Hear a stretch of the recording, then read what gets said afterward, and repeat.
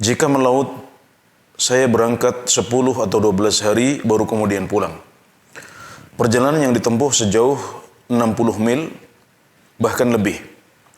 Bolehkah saya melaksanakan sholat sunnah rawatib? Kadang sempat, kadang tidak. Dan bahkan sholat fardu pun hampir tidak dapat, seperti sholat subuh dan maghrib. Bagaimana cara saya mengqadha atau memaksimalkan sholat fardu dan sholat sunnah rawatib saya? Mohon penjelasannya secara detail. Barakallahu fiik. Sesuai dengan apa yang disampaikan oleh saudara Ismail ini, maka insyaallah kondisi beliau adalah kondisi musafir. Karena jarak yang ditempuh adalah 60 mil atau lebih, dan itu mendekati 100 km.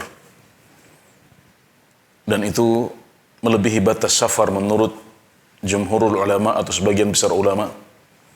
Dan juga karena kondisi safarnya sampai 10 hari, 12 hari dengan jarak yang seperti itu, maka insyaallah kondisi saudara Ismail ini adalah kondisi musafir, wallahu ta'ala a'lam. Namun meskipun sedang safar, maka seorang muslim tetap wajib untuk menjaga kewajiban-kewajibannya kepada Allah subhanahu wa ta'ala. Karenanya hendaknya dia tetap bisa menjaga sholatnya dan tidak mengeluarkan sholat tersebut dari waktunya yang sudah ditetapkan oleh Allah subhanahu wa ta'ala. Karenanya untuk sholat subuh tidak boleh menyengaja untuk melakukan sholat ini di luar waktunya. Hukumnya adalah haram. Dan juga ada keringanan-keringanan dalam kondisi safar ini, di mana kita dibolehkan, bahkan disunahkan untuk mengqashar sholat kita, dan dibolehkan untuk menjamak sholat kita. Karenanya untuk sholat zuhur dan asar bisa dilakukan secara jamak qashar. Kemudian sholat maghrib dan isya juga bisa dilakukan secara jamak dan qashar pula.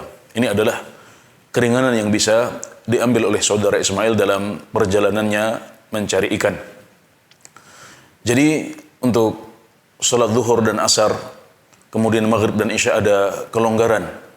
Kalau tidak sempat melaksanakan zuhur pada waktunya, maka boleh digabungkan dengan asar. Demikian juga kalau tidak bisa melaksanakan sholat maghrib pada waktunya, bisa digabungkan dengan sholat isya. Adapun sholat subuh, maka dia harus dilaksanakan pada waktunya, yaitu setelah terbit fajar shadiq sampai sebelum terbitnya matahari.